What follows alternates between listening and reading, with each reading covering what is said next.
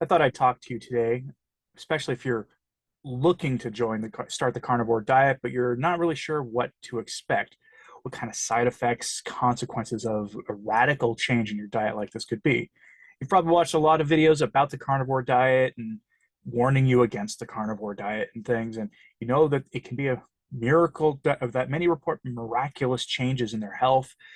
All sorts of conditions they may have been like miraculously cured, rapid weight loss for many people. I want to talk to you about five typical things that people don't usually talk about the carnivore diet. Five unexpected side effects of the carnivore diet. The first one is some would view as a negative one, and this is why I advocate a that the most practical thing to do on carnivore is at least start out very strict and actually be a true carnivore and don't eat any plant material at all for 90 days.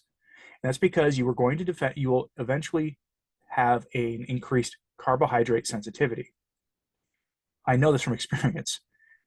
If you indulge in carbohydrates, here's what you will find. If you have a cheat day on a carnivore diet, you've been carnivore a while and decide you just really want a donut and you indulge, here's what's going to happen.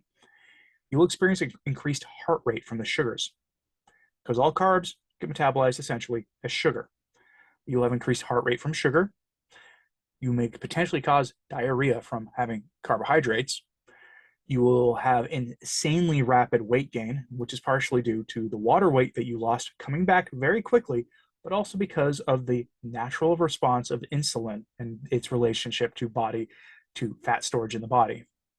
And you will probably have, for days upon days, hellish cravings, despite all those negative things I just said.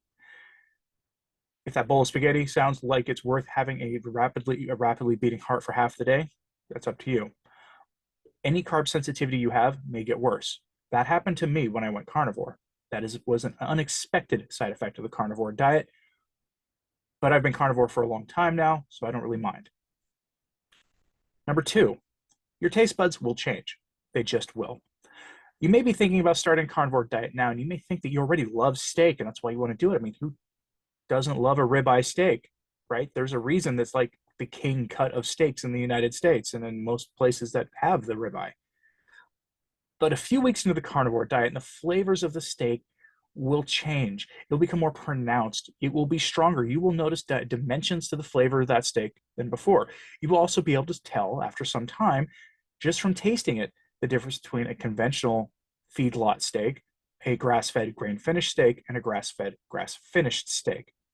And yes, I know all cows are fed grass. Yes, I know. But these words grass-fed and grass-finished and grain-finished have actual meanings in the meat industry, and they do result in different tasting meats. And the longer you're carnivore, you will notice the differences.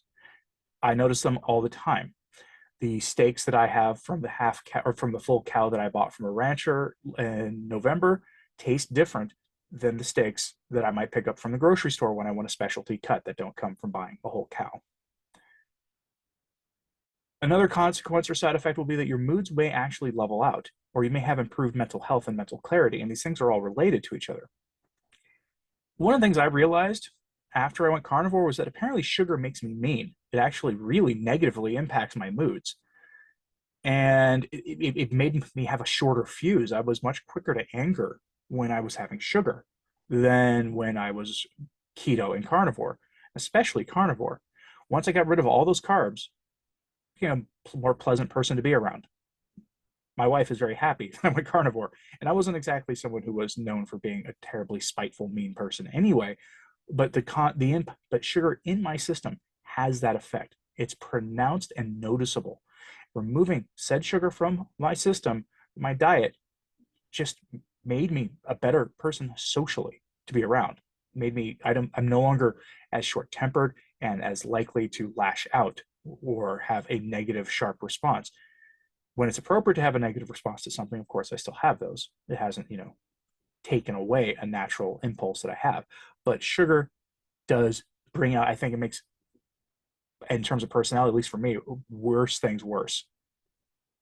And so for that, the carnivore diet has been invaluable.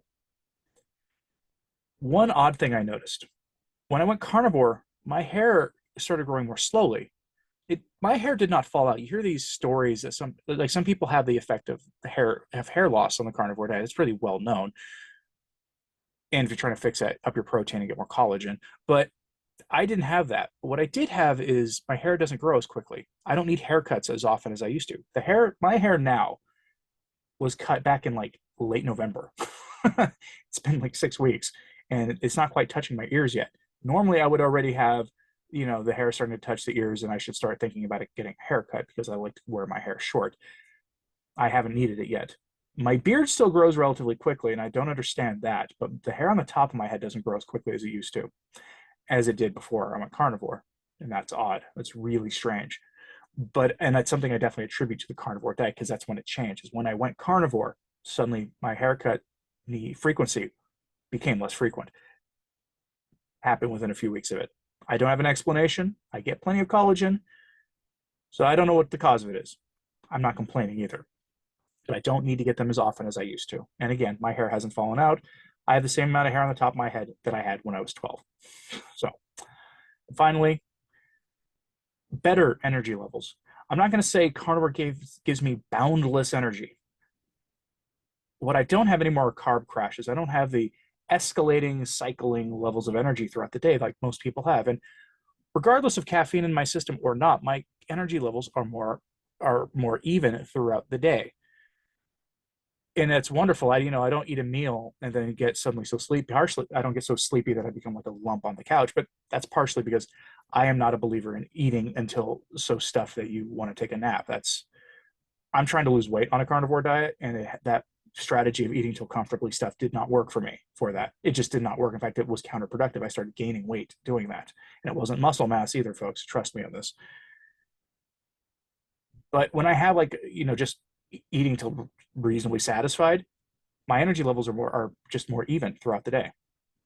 Even if I'm eating till not satisfied, essentially where I'm on an aggressive fat metabolizing cut, essential like I am now, where I'm hungrier throughout the day, my energy levels are still the same.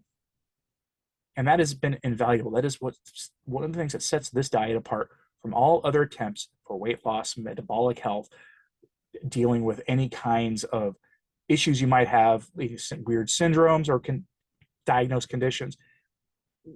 This sets it apart from a lot of others because without the carbohydrates, you're not going to have carbohydrate crashes. We're all familiar with carbohydrate crashes. It's the main reason why after classically at Thanksgiving dinner, people become useless lumps later in the day because they ate it's not the natural compounds in the turkey that did it to them. It was a giant pile of mashed potatoes and stuffing and pie they ate that did that to them. You're not eating that stuff anymore. You're not having the carb crashes anymore. And that's a good thing. But yeah, these are 5 unexpected benefits of the carnivore diet. I'm curious though, for you watching, those veterans of you watching, in the comments, what are some other unexpected benefits you've had from the carnivore diet? And I ask you to put this stuff in the comments because you are part of the carnivore community. Your voice in the carnivore community is as valuable as anybody whose videos you watch. And as such, you have as good of insights as anybody else. And there are people who come to these videos, who come to social media groups looking for advice on how to be successful on the carnivore diet. And over on other social media platforms, they get sabotaged left and right by people who are opposed to what we do for whatever reason. But here in the comment sections on YouTube, you give the best advice I've ever seen.